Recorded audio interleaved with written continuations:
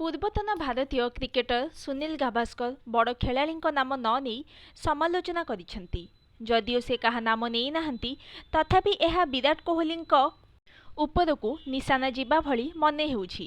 ଏକ ଜାତୀୟ ଗଣମାଧ୍ୟମକୁ ଇଣ୍ଟରଭ୍ୟୁ ଦେଇ କହିଛନ୍ତି କି କୌଣସି ଜଣେ ଖେଳାଳିଙ୍କ ବିନା କୌଣସି ଦଳ ଜିତି ଯାଇନଥାଏ। ଖେଳରେ ଟିମ୍ ସ୍ପିରିଟ୍ ବହୁ ଗୁରୁତ୍ୱପୂର୍ଣ୍ଣ ହୋଇଥାଏ। ଦଳର ପ୍ରଦର୍ଶନ ମ୍ୟାଚ୍ ଉପରେ ନିର୍ଭର କରିଥାଏ।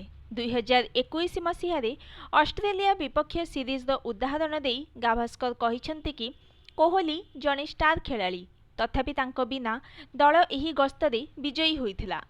ଇଂଲଣ୍ଡ ବିପକ୍ଷ ଶେଷ ଟେଷ୍ଟ ମ୍ୟାଚ୍ ପୂର୍ବରୁ ଏଭଳି କହିଛନ୍ତି ଗାଭାସ୍କର। କହି ରଖୁଛୁ କି କୋହଲି ନିଜର ବ୍ୟକ୍ତିଗତ କାରଣ ଦର୍ଶାଇ ଇଂଲଣ୍ଡ ବିପକ୍ଷ ଟେଷ୍ଟ ସିରିଜ୍ ଖେଳି ନାହାନ୍ତି। 2020-21ରେ ଅଷ୍ଟ୍ରେଲିଆ ବିପକ୍ଷ ସିରିଜରେ ଯେତେବେଳେ କୋହଲିଙ୍କ ପ୍ରଥମ ସନ୍ତାନ ଜନ୍ମ ହୋଇଥିଲା, ସେତେବେଳେ ଛୁଟିରେ ଆସିଥିଲେ ବିରାଟ। ଭାରତ ପ୍ରଥମ ଟେଷ୍ଟ ହାରିଯାଇଥିଲା।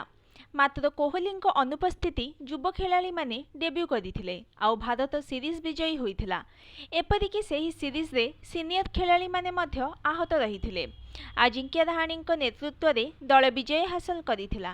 କେବଳ ଏହି ଗୋଟିଏ ଉଦାହରଣ ନୁହେଁ, ଏଭଳି ବହୁ ଉଦାହରଣ ଦେବା ସହିତ ସମାଲୋଚନା କରିଥିଲେ Gavaskar. Bureau report, news today.